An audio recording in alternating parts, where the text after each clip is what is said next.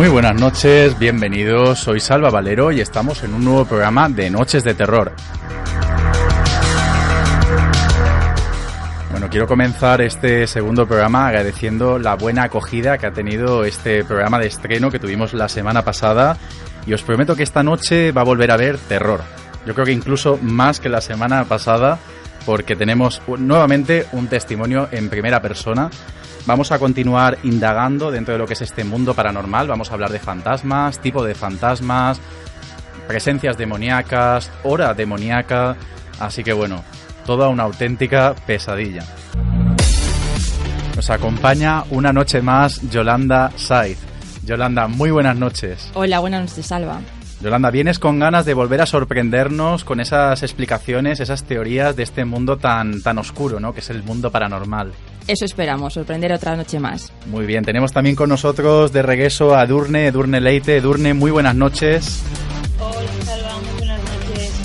Bueno, Edurne, tienes una difícil misión porque nos vas a hablar de la hora de los demonios. Seguro que muchos de nuestros oyentes sabrán que alrededor de las 3 a 4 de la madrugada parece como que, no sé, ocurre como con más frecuencia. Vamos a conocer esta noche qué tiene esa hora y por qué ocurren estas cosas. Eso es, la hora crítica paranormal. La happy hour, ¿no? de lo paranormal. Y tenemos esta noche de invitado a Alberto Schwartzman. Alberto, muy buenas noches. Muy buenas noches, Salva, y buenas noches, Yolanda y Edurne. ¿Qué tal? Muy bien, muy contento de que estés aquí. Bienvenido a Noches de Terror. Alberto, esta noche tú eres el invitado, tú eres la persona, el testimonio que nos va a contar en primera persona, pues, casos escalofriantes, ¿verdad? Bueno, voy a contar algunas vivencias y algunas anécdotas y vamos a indagar un poquito en todo lo que has comentado en tu introducción, en lo de la hora y en muchas otras cosillas de lo paranormal que muchas personas a lo mejor han vivido con cierta cotidianidad en sus vidas. A mí me gustaría, Alberto, de todas las experiencias que nos vas a contar, quiero que te quedes con la más terrorífica y nos hagas un pequeñito aperitivo de esa historia que sé que se nos va a poner a todos los pelos de punta. Bueno, yo podría contarte precisamente una anécdota que ocurrió hace unos 25 años en una finca rural en Coín, en Málaga. Y bueno, yo era muy pequeñito y estábamos allí de veraneo con unos amigos de mis padres. Y bueno, hicimos algo que no recomiendo, aparte de la Ouija, que nunca lo he hecho y nunca lo haré.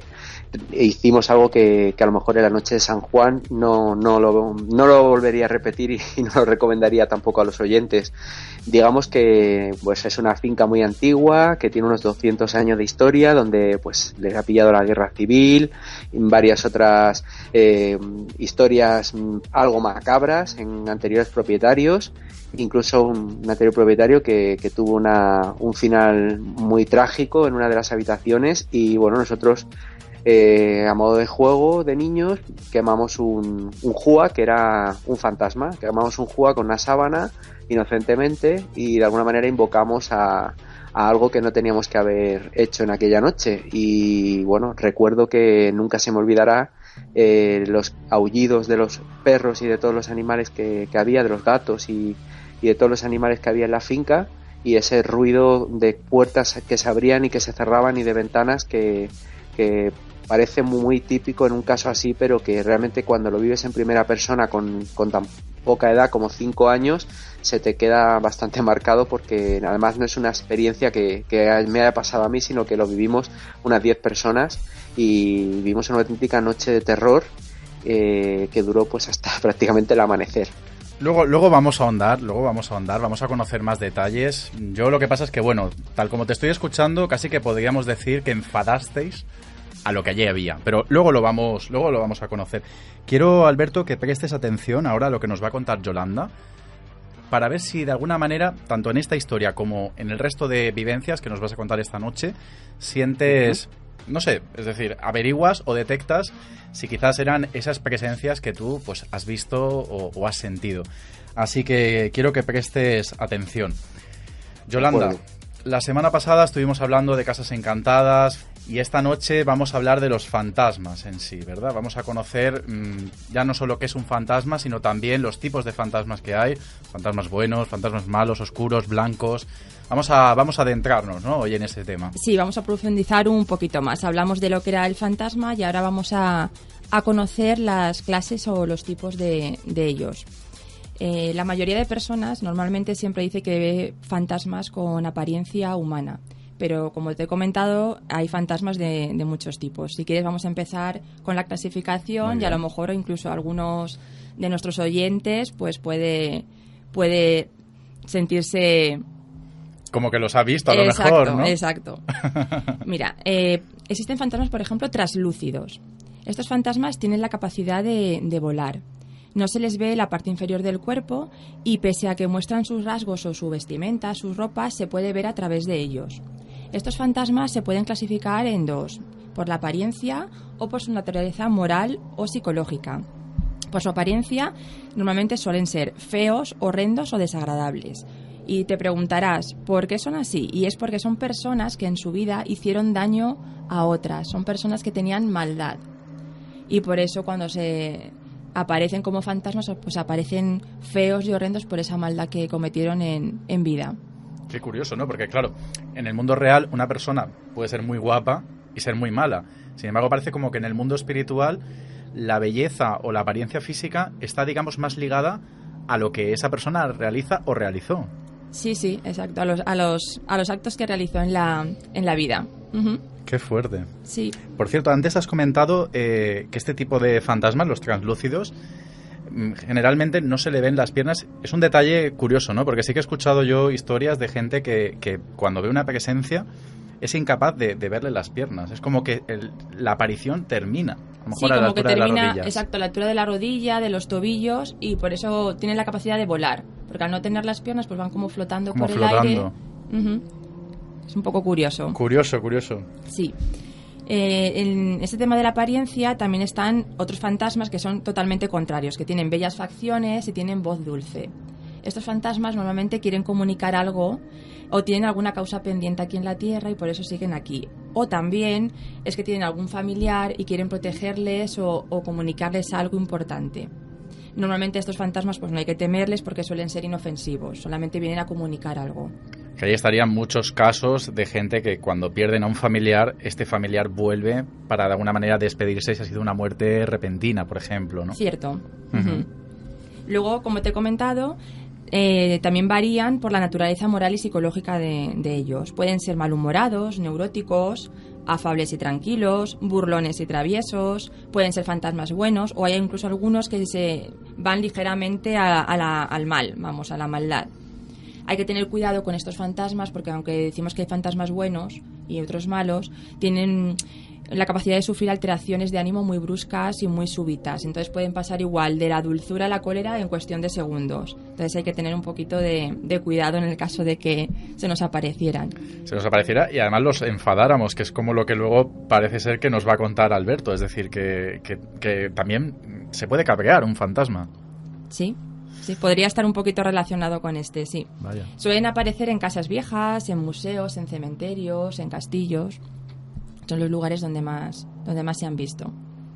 Aparte de los fantasmas translúcidos estarían los fantasmas invisibles, los que no tienen color, son transparentes. Estos fantasmas son los responsables del fenómeno escalofrío. No sé si te pasará a ti, que muchas veces has oído que personas que por la noche sienten, es que he notado como un pequeño escalofrío, me ha dado una sensación de que había alguien. Pues estos fantasmas se relacionan con ese escalofrío. No suelen ser peligrosos, son espíritus que desean ayudar desinteresadamente y se manifiestan a través del tacto. Es decir, aparte de poder notar una bajada de temperatura, estaría aquí, por ejemplo, el fenómeno de cuando uno, no sé si a ti te ha ocurrido, notas como que algo te está acariciando o tocando el pelo, a mí eso me ha pasado. Eso sería un fantasma invisible. Sí, es lo que te iba a comentar ahora, porque se manifiestan a través del tacto. Del es tacto. Lo que se denomina la caricia del escalofrío. Entonces, lo que tú has comentado que has podido sentir o mucha gente ha podido sentir sería la caricia de este fantasma. Sí. Y aparte de por ese tacto, también sería por la voz. Hablan normalmente de forma cálida, que transmite confianza, incluso se pueden comunicar a través del teléfono, de la radio. Las psicofonías también, ¿no? También. Cualquier registro de audio en el que quede Grabado. impregnado una voz. Sí. Dentro de estos fantasmas se podrían albergar los poltergeist. Lo que pasa que es un tema muy, muy complicado porque ya lo comentamos en el anterior programa, que pueden ser incluso seres que han fallecido y se aparecen, o pueden ser también personas jóvenes en estado hormonal muy, muy movido. Entonces es un poco este tema un poquito lioso. Pero bueno, si los consideramos como personas que han fallecido y que están en estado de ira y que producen todos estos fenómenos en las casas o en los lugares que aparecen, sí que los meteríamos en estos fantasmas invisibles, en esta clasificación, puesto que no se ven, producen todos los fenómenos, pero ellos no se dejarían ver. Me imagino que también es muy importante cuando no ves una entidad y estás sintiendo pues lo que hablábamos, ¿no? Que te acarician el pelo, una bajada de temperatura. Creo que al no poder verlo sería también como muy interesante saber qué emoción acompaña, ¿no? Porque hay veces que las personas que han vivido este tipo de experiencia pues suelen decir sentí miedo, sentí paz. Me imagino que, claro, como que compensa, ¿no? El no verlo con saber qué te transmite esa entidad. Es un poco complicado, pero lo que te he comentado, normalmente suelen ser fantasmas que no vienen a hacer mal. Entonces yo creo que la gente, aunque siente ese pequeño escalofrío o no llegan a tener el miedo de que esa presencia les vaya a hacer algún mal. ¿A cuál pasaríamos ahora? Pues ahora pasaríamos a los de apariencia humana, que es lo que te he comentado que la mayoría de gente dice que suele ver. Estos flotan a poca distancia del suelo, muy parecido a los fantasmas translúcidos, y pueden atravesar paredes y objetos sólidos. Suelen ser vanidosos, es una cosa un poco curiosa, sí, pero sí. suelen ser vanidosos porque aparecen con ropas vistosas, elegantes, porque quieren ser reconocidos como alguien importante. Incluso muchos quieren ser reconocidos como si fuesen ángeles. Son los más difíciles de ver porque aparecen en iglesias, en manantiales, playas, aunque se pueden dar en cualquier lugar, pero esos serían los más concretos. Y su naturaleza puede ser buena, mala o incluso a veces malévola. O sea que pueden ser de las tres. Mala y malévola, me imagino que será mala es una persona mala y malévola es una persona que además de mala hace cosas malas. Malvadas, sí, que van a hacer mal. Sí. Ahora pasaríamos a los de apariencia animal. Ajá. Los de apariencia animal suelen ser burlones y traviesos. Prácticamente son físicos, como que se pueden tocar, y les daña la luz. Y normalmente se manifiestan de forma bondadosa o también de forma mala, vienen a hacer mal. Aquí hay un caso muy curioso que no sé si nuestros oyentes recordarán, que es el caso de Amityville, que a la hija del matrimonio se le aparecía un cerdo que andaba a 2 patas. Pues lo podríamos meter en esta clasificación de apariencia animal. Lo que pasa es que, según tengo yo entendido, sobre todo el caso del cerdo, suele ser algo demoníaco o diabólico. Se suele asociar los animales dentro de lo que es lo paranormal. Aunque también conozco casos de gente que se le ha muerto su mascota y lo han sentido. O sea, yo me acuerdo, por ejemplo, una historia que me comentaron de una gata que murió y a la noche siguiente poder ver en el edredón claramente cómo se hundía como si fueran patitas de animal. Es decir, que realmente lo que fuese parece que sí que era el gato que había fallecido. Que había fallecido, sí. Lo que pasa es que normalmente suelen aparecer para hacer mal. Suelen ser tipo demoníacos. Más como asociado al mal. Sí, más asociado al mal, sí. Ese mal que siempre nos va a acompañar aquí programa a programa. De hecho, vamos a dejarnos la parte más terrorífica, porque hasta ahora hemos estado hablando de fantasmas más o menos que, bueno, asustan, pero los podemos dejar pasar, ¿no? Pero luego vamos a hablar de sombras negativas, oscuras, digamos, lo peor del espectro, ¿no? De los fantasmas. Sí, lo peor de todos los fantasmas son las sombras. Vale, pues ahora dentro de un rato vamos a continuar con esta clasificación, pero yo quiero empezar a escuchar alguno de los testimonios que Alberto nos quiere contar. Alberto, lo primero que te quiero preguntar, tú personalmente, ya que son muchas las experiencias que nos vas a contar esta noche, ¿tú te consideras una persona con una mayor capacidad para poder verlos o sentirlos? Pues claro, cuando uno a lo largo de su vida reúne tantas experiencias, yo creo que tú incluso te la habías planteado, decir, ¿soy sensitivo? Bueno, soy una persona sensible en el sentido de premoniciones o de captar algo de la energía cuando hablo con las personas a nivel de intuición. Una persona intuitiva. Yo me considero una persona más bien intuitiva. No sé si soy sensitivo, perceptivo o a lo mejor que tengo una especial sensibilidad para determinadas energías o para determinados estados de ánimo. Desde luego, hace muchos años que las experiencias, digamos, más más terroríficas que he vivido, afortunadamente, han sido pues el caso del Sombras, que es lo que estaba comentando, creo que Edurne, Yolanda, perdón, cuando estaba hablando de sombras.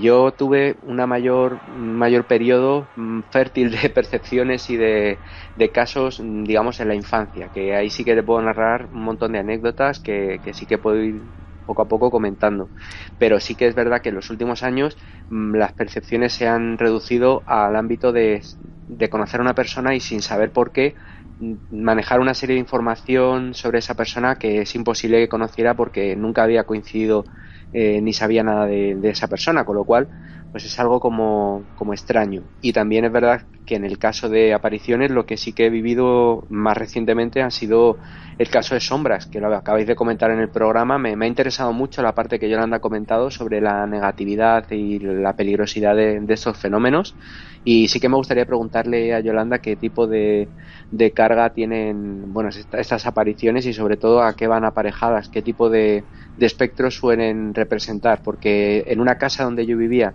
y con esto ya comento un poco la anécdota, en el centro de Madrid, sí que notaba a una determinada hora siempre pues unos ruidos, como unas pisadas, que siempre se reproducían hacia las 3:20 o 3:15 de la madrugada, y cesaban a las 4 de la mañana. O sea, era una cosa matemática.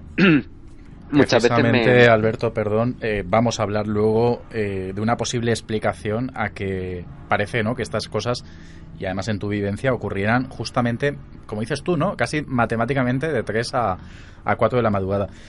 Pues fíjate, Alberto, Yolanda no solo nos va a hablar de sombras, sino que existen dentro de lo que son las sombras diferentes tipos o especies. Así que presta atención, porque creo que, como decías, te puede interesar. Vamos a escuchar los tipos de sombras que hay, o qué es una sombra, o por qué ocurre, ¿no? Sí, pues mira, las sombras son muy peligrosas, porque se alimentan de emociones y sentimientos negativos. Normalmente se nutren del miedo, de la rabia, de la discordia, de la envidia, pero sobre todo del odio. Tienden a aparecer normalmente cuando una persona está a punto de fallecer, para nutrirse de su temor a la muerte, o incluso de su agonía, en el caso de alguna persona que está enferma. Normalmente con estos fantasmas, con las sombras, los animales son las que más notan, reaccionando con llanto, con miedo, con violencia. Creo recordar que Alberto ha comentado un caso de que notaba mucho los aullidos de los perros en el caso de la finca rural. La finca rural, que luego escucharemos, sí. Exacto. Luego también pueden hacer descender bruscamente la temperatura de un lugar, no sé si eso le habrá pasado, enturbian el ambiente, haciéndolo denso, opresivo, incómodo. Su comportamiento suele ser agresivo, porque normalmente hay sombras que atacan a la gente mientras duermen para succionar su energía astral. Estas personas se despiertan tras sentir que las están intentando ahogar y ven a la sombra encima de ellas, y ellas no se pueden mover. Es una sensación un poco incómoda. Estas sombras también pueden aumentar el odio entre individuos, siembran la discordia en hogares que ya están divididos, pues los empeoran. Y normalmente, por su clasificación, por sus características, aparecen en centros de tortura, en viejas cárceles, en casas donde ha habido maltratos, es decir, en lugares donde ha habido abundante sufrimiento y abundante maldad. Luego, las clasificaciones que me estás comentando, como es un tema muy amplio, pues las sombras pueden ser benévolas, es decir, que son sombras que viajan previamente a través de la vida de una persona, que las ves pasar pero que no aportan nada. Estas serían las más light, por así decirlo. Luego estarían las sombras negativas, que estas sí que tienden a acechar y se asocian a un sentimiento de terror, un sentimiento sobrenatural. Estarían las sombras de ojos rojos, que son sombras que te miran fijamente con los ojos y se alimentan del terror de sus víctimas. Sí, un poco que mucha gente que las ve dice los ojos rojos, lo asocia enseguida que están viendo al demonio, a Lucifer. Claro. Sí. Luego también estarían las sombras encapuchadas, que son sombras que visten como un monje y dicen que tienen mucha ira, que muestran mucha ira y mucha furia bajo de su capucha. Una cosa muy curiosa. Curioso, ¿eh? Sí, sí. Y luego estaría el clásico que suelen decir, el hombre del sombrero, que va vestido con traje, con un sombrero y se aparece. El famoso hombre del sombrero. Algún día hablaremos un poco más al detalle, porque además hay gente que incluso el hombre del sombrero lo ve acompañado de otro tipo de sombras, ¿vale? Que serían sombras sin sombrero, y él como que lidera Porque las sombras a veces pueden aparecer en grupo. Sí, normalmente van acompañadas en grupo. Y a lo mejor este hombre, el hombre del sombrero, puede ser el que lidere al resto, pero normalmente van acompañadas en grupo. Sí. A mí me gustaría preguntarte a ti personalmente, Yolanda, este fenómeno, ¿no?, tan curioso, ¿no?, de sombras, una persona que parece que esté dirigiéndolo. A ti personalmente, ¿a qué te viene el relacionarlo? ¿Tú crees que estamos ante, lo voy a decir, presencias demoníacas? Yo lo relacionaría con presencias demoníacas, sí. El tema todo de características de que quieren nutrirse del temor, el odio, toda la maldad, yo lo asocio más a tema demoníaco, sí. Bueno, Alberto, pues ya has escuchado esta explicación o estos tipos de sombras. No sé si ahora, al relacionarlo tú con tus vivencias, o si incluso le quieres preguntar algo a Yolanda. Sí, bueno, me ha parecido muy interesante lo del terror nocturno y la presencia paralizante, porque alguna ocasión, afortunadamente las que menos, porque la mayoría de los fenómenos recientes eran en esa casa, que además era un poco lúgubre, porque era un sótano, no semisótano, sino directamente un sótano al que se accedía bajando desde el portal, no tenía vecinos, con lo cual, pues claro, y tampoco muchas ventanas al exterior, era un patio interior bastante oscuro. Y luego la casa tenía un pasillo muy largo y muy angosto, que encima tenía como una especie de falsas vidrieras, lo cual pues parecía como un escenario de una película de la Hammer. Cuando entrabas, sí, parecía un castillo gótico. A ver, la casa estaba muy bien porque estaba reformada, un baño completo, o sea, muy, muy bien puesta, muy bonita. Casi te diría casi de diseño, porque era como un loft, pero la entrada era bastante tenebrosa y a mí nunca me gustó ni me dio muy buena sensación ese pasillo. Primero porque era muy estrecho, segundo porque era un pasillo ciego, todo eran falsas ventanas con vidrieras, y luego además no llevaba más que a la puerta de salida, con lo cual para salir de la casa siempre tenías que pasar por ese pasillo que no tenía ninguna otra puerta, todo eran ventanas ciegas. Y por la noche, al ser un loft, dormías en una casa que todo estaba en la misma habitación, con lo cual al lado de la cama estaba el sofá, solo había una puerta para una pequeña cocina y otra para un pequeño baño, y el pasillo enfrente de la cama, y los pasos se escuchaban perfectamente desde la puerta de la casa hacia la cama, pero andando por el pasillo por la noche a las 3 de la mañana, con lo cual era imposible que no te despertaras, porque además es escuchar a alguien caminando en tu casa, y además todo oscuras y sin vecino. Y entonces en algunas ocasiones también esos pasos iban acompañados de las sombras. Sí, en 2 o 3 ocasiones pude ver una sombra, porque no tenía una forma definida, una sombra como flotando delante de la cama, muy claramente además, porque además no hay nada delante de la cama, no había ni un armario, ni había ningún mueble, ni una televisión, no había nada que se pudiera proyectar o algo que pudiera ocasionarla. O sea, era una pared totalmente lisa y la sombra estaba ahí. Se ve claramente, hombre, puede ser, muchas veces pues te levantas sobresaltado y piensas, bueno, puede ser que la vista se esté acostumbrando a la oscuridad, algo de pigmentación. Siempre le intentas dar una explicación racional, pero claro, cuando ocurre a la misma hora, acompañada de los pasos, y en 2 o 3 ocasiones, la primera vez lo achacas siempre a algo natural y no le das importancia, aunque te asuste y te sobresalte. Pero ya la segunda y la tercera, cuando miras el reloj y además sabes lo que has escuchado y lo que viene acompañado, desconfías un poco de todo y te crea esa incertidumbre. Cuando habéis hablado de la happy hour, me interesaría muchísimo que Yolanda lo comentara, porque el fenómeno iba muy aparejado a las 3:15 de la mañana. Pues mira, si te parece, no sé si te valdrá, pero en vez de Yolanda va a ser nuestra querida Edurne, que es la que ha preparado un poquito de información sobre esta hora de los demonios, que mira, justamente lo vamos a poder relacionar con tu caso. Edurne, ¿qué nos puedes contar? Porque es un tema recurrente. De hecho, quiero recordar que Vicente también hablaba de la misma hora y era cuando más fenómenos ocurrían en su casa. Vicente, que fue el testimonio de la semana pasada. Edurne, ¿qué nos puedes contar de esta hora demoníaca? Pues lo que puedo contar es que lo primero es lógico preguntarse cuando suceden estas cosas y ves que sucede siempre una misma hora el por qué pasan estas cosas, y uno al final se cuestiona, ¿y es que realmente tiene la maldad alguna hora o tiene por qué suceder estas cosas en algún momento determinado? Y es que al final, cuando resulta que los fenómenos paranormales se producen con más asiduidad, siempre suele ser a partir de la madrugada, y si queremos acotarlo más, entre las 3 y las 4, que sería esa franja horaria, digamos, crítica paranormal, y si incluso quisiéramos acotarlo más, a las 3:33, incluso se llegan a ver casos que se producen en esta hora, ¿no?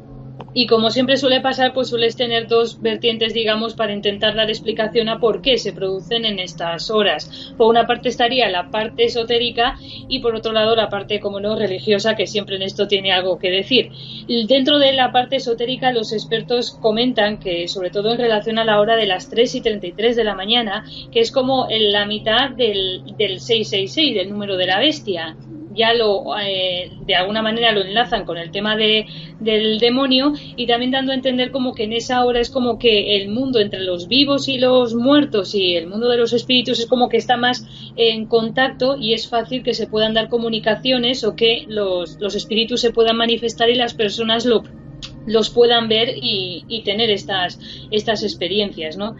Y luego, por otro caso, la religión comenta que estaría asociado el tema de las 3:73 de la mañana con el tema de la muerte de Jesucristo, pero a la forma opuesta, porque según se comenta, aunque tampoco hay una confirmación exacta, por eso tampoco esta teoría se sustenta mucho, es como que a las 15:00 horas Jesucristo falleció, y que el diablo, con eso de tener que ser siempre opuesto a Dios, es como que utiliza las 3 de la mañana pues como en modo de burla y demás, ¿no? Y como para hacerse presente un horario totalmente opuesto a la muerte de Jesucristo, por también burlarse con la Santísima Trinidad, etcétera.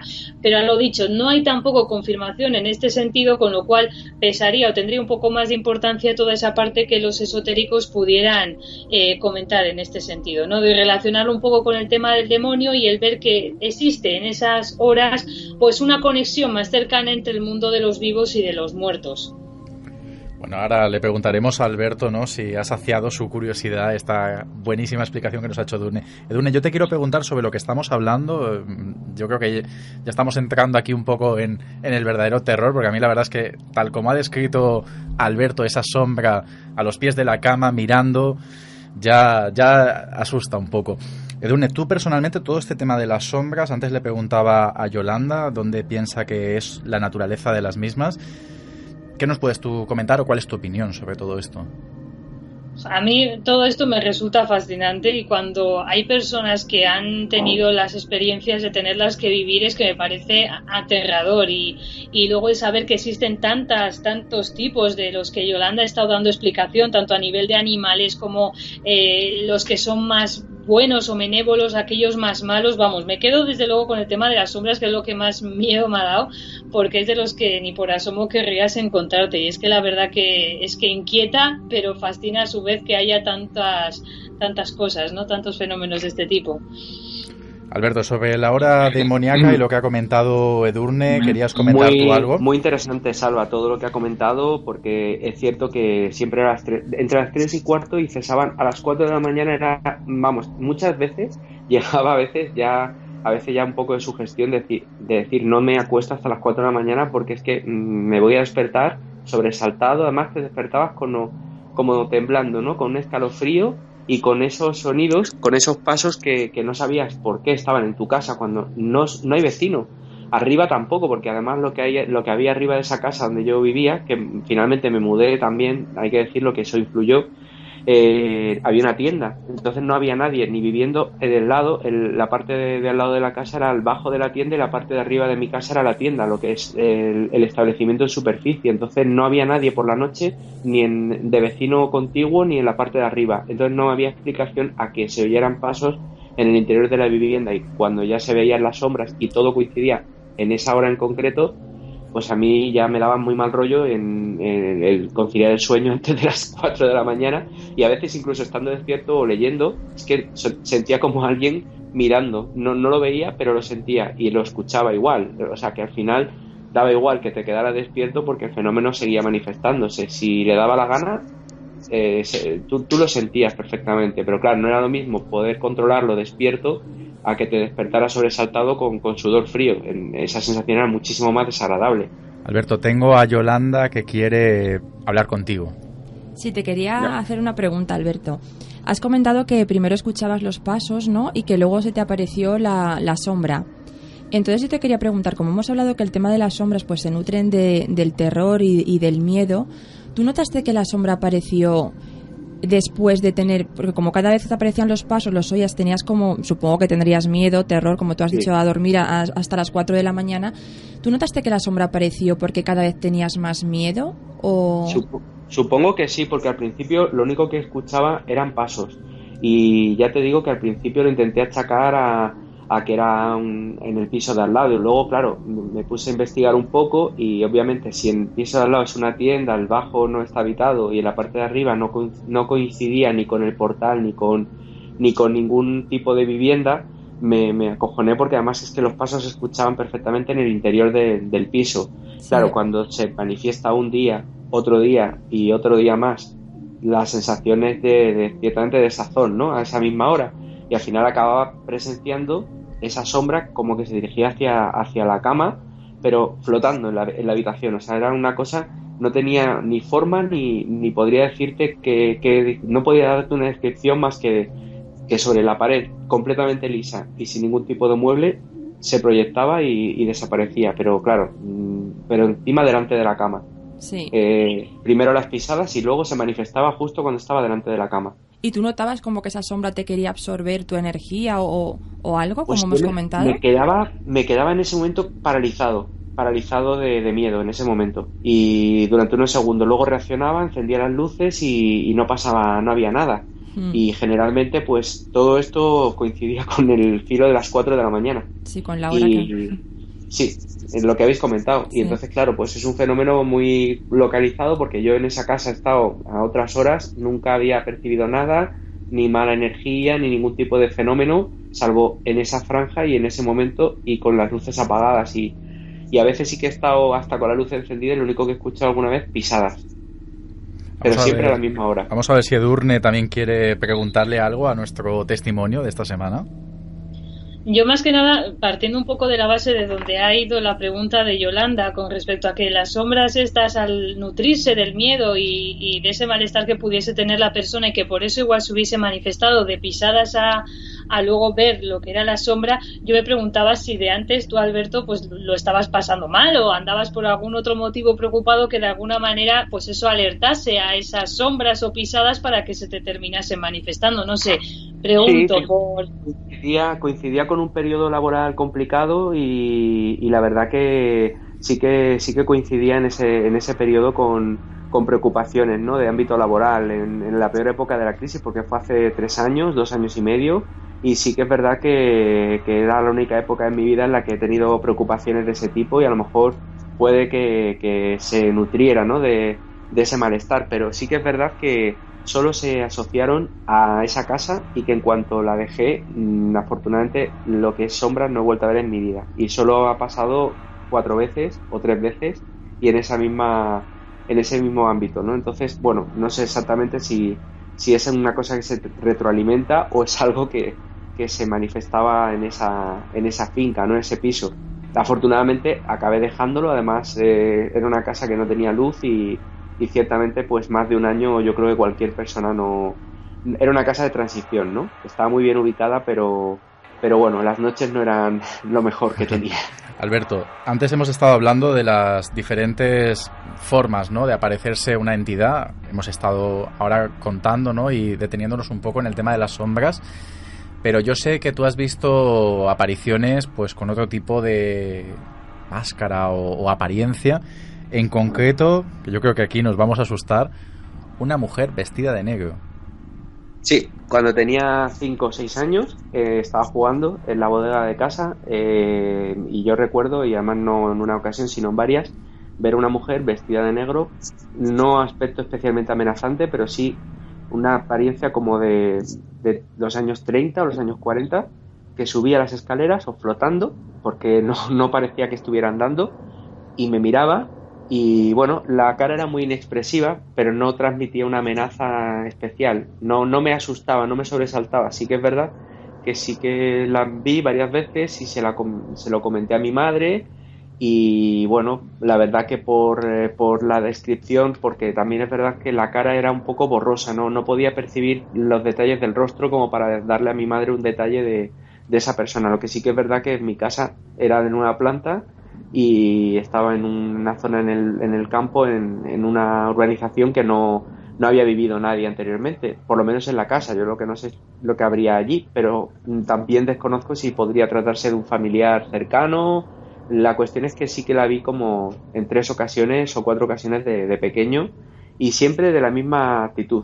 Subía las escaleras, me miraba, pero no notaba un gesto de amenaza, ni tampoco de sonrisa, sino una persona seria, pero tampoco una persona seca, sino una presencia que no me intranquilizaba, pero estaba ahí y se manifestaba. Bueno, tú déjame decirte, Alberto, que el hecho de que no te hiciese nada malo no significa que no fuese mala. Es decir, no hacía nada contigo, pero tampoco, como dices tú, era del todo amigable, porque de hecho siempre se asocia el color de las vestimentas a un poco el carácter o la moral, ¿no?, del espíritu. Entonces el hecho de que estuviera completamente vestida de negro a mí personalmente no me da mucha afabilidad. Hombre, desde luego, cuando eres pequeño y ves eso, piensas pues que puede ser una persona, no tienes la percepción todavía muy...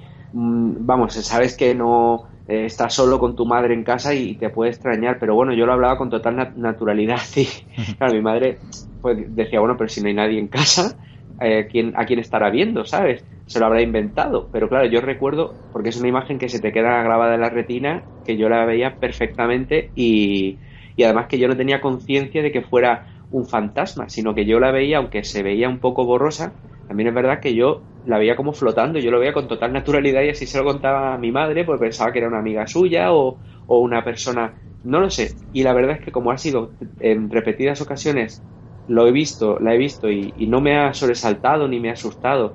Sí que es verdad que no ha sido la única vez de pequeño que tuve una experiencia similar y las otras no resultaron tan inocuas, porque esta te aseguro, Salva, que yo estaba jugando, que es verdad que aparecía por detrás, que subía las escaleras, parecía que estaba flotando, pero yo no me sobresaltaba, no me transmitía negatividad o ninguna sensación de alarma. De hecho, se lo comentaba a mi madre con total naturalidad y mi madre enseguida, claro, me decía, mira, no hay nadie, estamos solos. ¿Quieres decir, Alberto, que sí que has tenido otras ocasiones en las que estas entidades sí que han interactuado contigo, a lo mejor? Bueno, conmigo y con el resto de la familia. En concreto, me acuerdo de una experiencia que también vivimos. A los 4 años tenía yo, cuando vivíamos en una casa en el Rincón de la Victoria, en una zona cerca de Málaga, y bueno, era un edificio, la típica casa de verano, un dúplex en el cual pues todos los pisos se ocupaban en verano y en invierno se quedaban vacíos, salvo mi vivienda donde vivía mi familia. Y en la vivienda de arriba pues teníamos un vecino que falleció y en el momento en que falleció su mujer y sus hijos se trasladaron de casa, la dejaron en venta o la dejaron vacía, y a la misma hora en la que esta persona falleció se escuchaba en ese piso unas bolas caer siempre a la misma hora en la que falleció. Y bueno, yo me encontraba en mi habitación jugando y recuerdo que me sobresaltaba por verle, además recuerdo perfectamente su cara. Yo apenas le vi en vida ni tuve apenas trato con él. Recuerdo que era una persona un poco antipática, un poco huraña, y recuerdo que se aparecía en mi habitación con gafas, con una cara muy hosca, y se quedaba mirando, no hacía nada y luego desaparecía, atravesaba la puerta y desaparecía. Pero claro, a mí me acojonaba y ahí sí que notaba la negatividad y la desazón que transmitía a mis padres, y ellos lo que escuchaban es las bolas cayendo en el piso superior a la hora de la muerte de este señor. Y este fenómeno pues finalizó cuando finalmente pues bendicieron la casa, echaron agua bendita y ya no se volvió a manifestar. Pero ya te digo que durante varias semanas, si no meses, escuchábamos perfectamente ese ruido, y yo, que era muy pequeñito, es que lo veía además mientras jugaba y no me hacía ninguna gracia porque me asustaba su presencia, me incomodaba. Hablábamos, Alberto, al principio, si te consideras una persona más sensitiva de lo normal. Yo la verdad es que con esta historia me da que pensar que esa entidad iba a ti porque sabía que tú lo podías ver. Puede ser, no lo sé, la verdad es que yo sí que recuerdo perfectamente su cara, recuerdo perfectamente la expresión. Era una expresión bastante con el ceño fruncido, era una expresión que no era nada amistosa y sobre todo que no invitaba a comunicarte de ninguna manera, sino a salir corriendo o a gritar, porque afortunadamente siempre se quedaba a unos 2 metros de mí mientras yo jugaba y mirándome fijamente, eso sí, muy fijamente, y luego desaparecía por la puerta atravesándola. Y esto, pues claro, era lo que me descojona, lo que me acojonaba y lo que me desconcertaba, sobre todo a esa edad que yo te cuento que tendría 4 años y yo del tema paranormal no tenía ningún tipo de conciencia, obviamente. Y mis padres, claro, ya con el tiempo, ya atando cabos, recordando la historia, pues completaron aquella visión con la anécdota de que se escuchaban las bolas caer en el piso superior a la hora en la que falleció este señor. Creo que recordar que era por la noche, no sé si a las 9 o a las 10 de la noche, pero siempre a la misma hora, y que hasta que no se bendijo la casa con agua bendita, ese fenómeno no dejó de producirse, y en ese edificio solo vivíamos nosotros en invierno, con lo cual imagínate recordándolo se pone el pelo de punta, porque es que además me acuerdo de verle perfectamente, y no un día ni dos, sino era muy cotidiano, era una persona que se paseaba por su casa y por la mía. Igual, a lo mejor, como ha comentado Salva, que eres una persona un poco sensible para estos casos, a lo mejor lo que quería era que tú lo vieras, ¿no?, para poder ayudarlo a poder descansar a lo mejor en paz. Por eso a lo mejor su gesto era de estar así, de desagradable, de agrio, ¿no?, de antipático, y a lo mejor tú, al poder verlo y poder comentar su caso y al final bendecir la casa, pues a lo mejor pudo descansar en paz, y era lo que te quería comunicar, que le ayudaras. Pues si fue eso, yo te aseguro que eso es lo que consiguió, porque claro, ya cuando yo lo veía, mis padres lo sentía la presencia, sobre todo los ruidos en el piso de arriba, pues se asustaron y al final decidieron, yo creo que sabiamente, hacer esto, y yo creo que sí que pudo descansar, porque ya te digo que ya no volvimos a saber nada de este vecino, y afortunadamente espero que haya descansado en paz. Y también te digo, me alegro mucho de que nunca se haya acercado más de 2 metros de mí, porque su sola presencia me intimidaba bastante. Daba miedo. Me asustaba. Sí, muchísimo. A ver, Edurne, si quiere también preguntarte algo, Alberto. Yo iba a retorcerlo todavía más. Wow. Yolanda comentaba el hecho de que al haberse presentado este vecino a Alberto era igual porque lo quería pedir ayuda, pero Alberto, al sentir esa desazón y esa sensación desagradable, y si el espíritu no le gustaba que Alberto le hubiese podido ver de alguna manera para que evitase que lo pudiese largar de donde estaba. No sé, yo lo he pensado de esa otra manera, porque al generarle a Alberto esa sensación de desazón es como y presentársele con ese rostro de estar enfadado, y si no le gustó que fuese capaz de verlo, no sé, se me ha ocurrido pensar eso. Pues yo no lo sé, Edurne, porque también te digo que cuando sientes miedo y realmente lo que piensas interiormente, aunque yo era un niño de muy pocos años, pero no quieres que se te aparezca, no quieres verlo. Igual que la señora de negro no me resultaba desagradable, ni sumaba ni restaba, era algo que estaba allí, que yo percibía, pero no me resultaba una presencia amenazante. Pero esta persona en concreto para mí sí que me suponía una amenaza, porque se presentaba de noche, yo ya estaba, se supone que estaba en la cama, realmente yo siempre estaba jugando y haciendo pues lo que hacen los niños, el coger para acá, para allá en el suelo, y en el momento en el que estabas medio gateando con los juguetes y tal, que se te presenta un tío que no sabes ni dónde, sabes que es tu vecino, porque tampoco tienes conciencia de que haya fallecido ni de nada. Claro, de esto ya te enteras cuando hablas con tus padres, cuando años después te cuentan la anécdota de las bolas, de los ruidos, pero en ese momento tú ves a tu vecino en tu cuarto mirándote fijamente y saliendo por la puerta, entonces claro, atravesándola, entonces claro, te quedas, tú no sabes que eso es un fantasma, solo sabes que es un vecino que tiene cara de pocos amigos y que no sabes qué está haciendo allí mirándote fijamente, y bueno, es algo que aún hoy me pone los pelos de punta, la verdad. Y encima, ya para rizar el rizo, llega esta vivencia que hemos adelantado al principio, esta finca rural apartada en medio del campo, ¿verdad? Completamente separados un poco de lo que es la gran ciudad, y donde no solo tú fuiste testigo de todo lo que ocurrió aquella noche, que menuda nochecita que nos vas a relatar.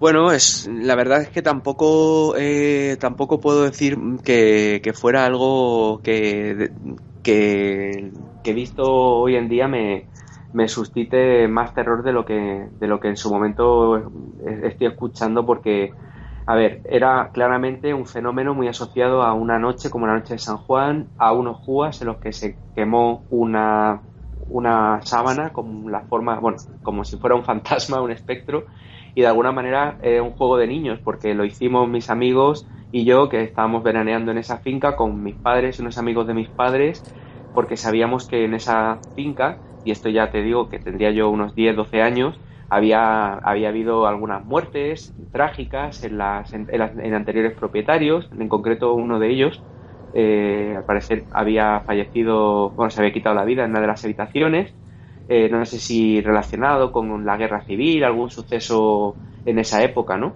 De que lo iban a apresar, se quitó la vida, en fin, unas circunstancias un poco extrañas. Y era una habitación al final del pasillo también, que estaba siempre iluminada con un piloto rojo. Y esa habitación nadie pasaba, en esa habitación estaba vacía, nadie la había ocupado. Y bueno, en esa noche, cuando hicimos aquel juego de niño y quemamos el JUA, la noche de San Juan, esa noche, a partir de las 12 de la noche, 1 de la mañana, los perros empezaron a aullar.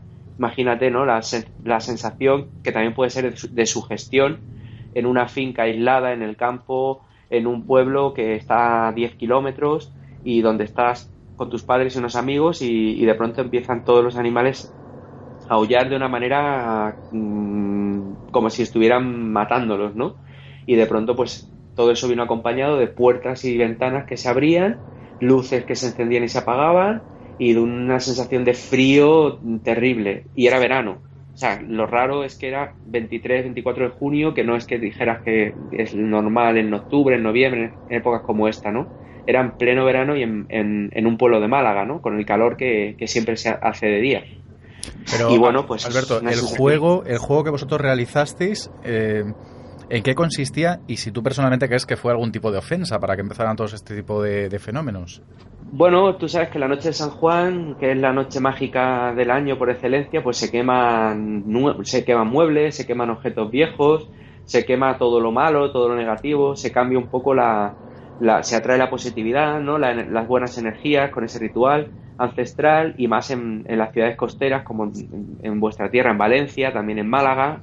Y bueno, nosotros, claro, al hacerlo allí en la finca, lo que de alguna manera invocamos era a aquel fantasma que sabíamos por historias que decían los lugareños que vivían en aquella finca, pues un poco como coña, ¿no? Porque éramos niños, éramos pequeños y de alguna manera pues estábamos jugando, ¿no? No teníamos muebles, no teníamos nada que quemar, pues decidimos hacer un muñeco de trapo, lo cubrimos con una sábana como un fantasma y lo quemamos en la hoguera de San Juan.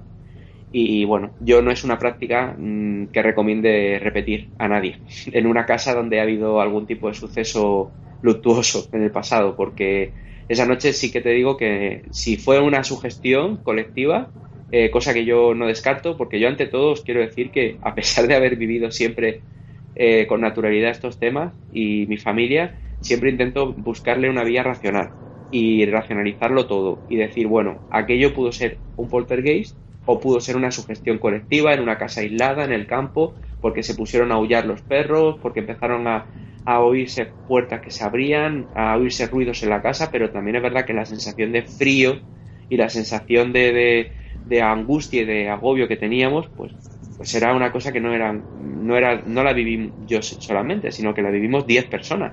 Yo déjame decirte, Alberto, que en algún suceso en plan rápido, fugaz, una sombra, una luz que se apaga pero que ya no pasa nada más, sí que me podría cuestionar pues su gestión, pero con todo lo que tú nos estás relatando, de puertas que se abren, muebles, puertas de muebles que se abren, luces, animales, es decir, es que ¿qué explicación racional le vas a dar a todo lo que estaba sucediendo? Es imposible. Pues que estábamos muy asustados, eso te lo aseguro. y fue una auténtica noche de terror y bueno, la verdad es que esa puerta del final del pasillo era donde más ruidos provenían y bueno, yo te aseguro que he vuelto a esa casa y nunca he podido pisar el final del pasillo y por supuesto nunca he podido abrir esa puerta desde entonces, porque no tengo ningún tipo de curiosidad asociada a esa habitación en absoluto. Y ya te digo que los 2 o 3 veranos siguientes que volvimos a repetir, la noche de San Juan decidimos que las hogueras mejor para el invierno. Mejor en invierno. Sé que Edurne conoce bastante, ¿no?, sobre el tema de San Juan. De hecho, en el anterior caso de la semana pasada también hubo un ritual en San Juan, lo cual evidencia que esa noche pues es bastante mágica. Edurne, no sé si tienes alguna pregunta o algo que quieras comentarle a Alberto sobre esta finca rural y aquel inquilino, ¿no?, que parece que había allí. Más que preguntas es compartir que me ha parecido escalofriante y luego también curioso el que saliese otra vez a la luz en función de lo que también comentamos la semana pasada en la noche de San Juan y luego lo mágica que es que luego muchos dirán, bueno, por los rituales que puedas hacer, bueno, servirá o no servirá y luego ya ves que para lo que nos contaba Vicente la semana pasada y para lo que Alberto nos ha contado que hizo, luego vemos los efectos que tiene tanto buenos como malos y que realmente sí que tiene poder esa noche y lo que se puede hacer y hay que hacerlo con cuidado. Yolanda, ¿qué te ha parecido esta historia? Pues la verdad es que es un poco escalofriante. Yo con lo que me he quedado es cuando hemos comentado antes el tema de las sombras, aparte de los ruidos y todo lo que ha comentado que sucedió, el hecho de sentir ese frío, que hemos dicho que las sombras bajaban drásticamente la temperatura de un lugar, aunque a lo mejor ellos en ese momento no las vieron, pero no significa que no pudieran estar ahí, porque habla de eso, del cambio brusco de temperatura y sobre todo de la sensación de agobio, de desazón que tenían ellos estando dentro de la casa, que es lo que me ha parecido entender. Completamente, era una sensación realmente de mucha angustia, por eso a veces he pensado si fue un fenómeno paranormal, si fue un caso de sugestión colectiva por los aullidos de los animales, pero la sensación era muy agobiante y muy desagradable, sobre todo porque es de estas noches que se te quedan grabadas en la mente y que no se te olvidan, bueno, ni a mí ni a todos los que la vivimos, pero aún hoy intento pensar que algo no hicimos bien, pero también que pudimos estar sugestionados por la sensación de angustia. Pero claro, no hay explicación al frío que pasamos y no hay explicación a ese ruido de puertas y de muebles que se abrían y que no tenían ningún actor, porque estábamos todos en la misma habitación, básicamente, y parecía como que la casa se caía encima. Alberto, me gustaría preguntarte, ya que esto fue una vivencia compartida o colectiva, ¿qué dijo la gente cuando empezó a pasar todo esto? Es decir, ¿lo relacionaron Pues sí, claramente con algo paranormal? Hombre, los amigos de mis padres lo relacionaron claramente con el señor que se había suicidado en la casa, con el anterior propietario, claro, lo cual creó un fenómeno mayor de retroalimentación, ¿no? Porque si ya estás presenciando cosas que no tienen una explicación racional, que te están acojonando, como son o escuchar a un montón de perros que tenía esa finca, unos 9 perros aullando de una manera que parecía que los estaban, vamos, degollando, o sea, como si los estuvieran matando, ¿no? Porque no eran ladridos, eran aullidos, ¿no? De escuchar a los gatos, o sea, es que se me eriza la piel simplemente el recordar a aquellos animales que estaban realmente acojonados, ¿no? De una manera, y luego, claro, recordar la historia que ellos mismos transmitieron en ese momento no hacía que te tranquilizara, sino que al final acabamos todos, me acuerdo, todos los niños durmiendo en la misma cama con las madres y mi padre y su amigo como dando vueltas por la casa, que yo creo que es que hasta el amigo de mi padre se le ocurrió bueno, el ir buscar un arma o algo porque estaba totalmente sugestionado, ¿no? Como que pensaba que estábamos recibiendo una presencia incluso física, como si alguien hubiera entrado en esa casa, alguien no paranormal, sino como si hubieran entrado a robar en esa casa, pero no había nadie. Lo que está claro es lo que señalaba Yolanda, ¿no? Que tanta actividad probablemente tuvo que ser alguna entidad con mucha carga energética y con mucha potencia, digamos, ¿no? Para producir todos estos fenómenos. Sea sombras o sea un espíritu vengativo, pero está claro que algo oscuro había ahí y parece que le enfadó, ¿no? A lo mejor yo creo que claramente fue una especie de venganza. Puede ser, desde luego nos hizo pasar una noche que no se nos va a olvidar a ninguno, pero también tengo que decir que no he vuelto a vivir una situación así, afortunadamente, con esa carga. No he vuelto a experimentar, nunca se me ha ocurrido a jugar a la Ouija ni practicar ningún tipo de broma en lugares que puedan tener una carga energética o un pasado, y sobre todo con conocimiento de causa, sabiendo que en una casa se ha producido alguna muerte violenta, no se me ocurre faltar al respeto porque creo que es jugar con fuego. Creo que cuando lo haces de pequeño, afortunadamente solo quedó ahí y está asociado a esa casa y no volvió a manifestarse, pero te aseguro que es una noche que no quiero volver a experimentar en ningún momento en mi vida. Alberto, ¿te da miedo la Ouija? Me da mucho respeto y creo que es algo que no está para jugar, sino creo que es un arma como una pistola que cualquier persona que no sepa usar un arma puede realmente hacerse daño y abrir una puerta que es conveniente cerrar. De alguna manera hay que tener respeto, pero dejarles estar donde están, dejar que descansen en paz, no atraer cierto tipo de negatividades o de energías que puedan manifestarse a través de esa puerta, porque como toda puerta no sabes lo que vas a encontrarte al otro lado. Está claro que la Ouija es un juego peligroso y la semana que viene vamos a hablar de casos donde una sesión de espiritismo, donde una invocación produjeron fenómenos muy similares a los que nos estabas comentando en esta finca rural, o incluso yo creo que casi hasta te superan. Así que presta atención, Alberto, porque la semana que viene vamos a hablar de Ouija y vamos a hablar de casas que se llenaron de entidades por realizar este juego tenebroso. Chicos, pues hasta aquí este segundo programa de Noches de Terror. Muchísimas gracias a todos mis colaboradores. Muy buenas noches, Yolanda. Buenas noches a todos. Buenas noches, Edurne. Muy buenas noches a todos. Muy buenas noches, Alberto. Muy buenas noches a todos y estaremos pendientes de ese programa de la Ouija que ciertamente se plantea, aun cuanto menos terrorífico, seguro. Se prepara fuerte. Presta atención la semana que viene. Muy buenas noches a todos.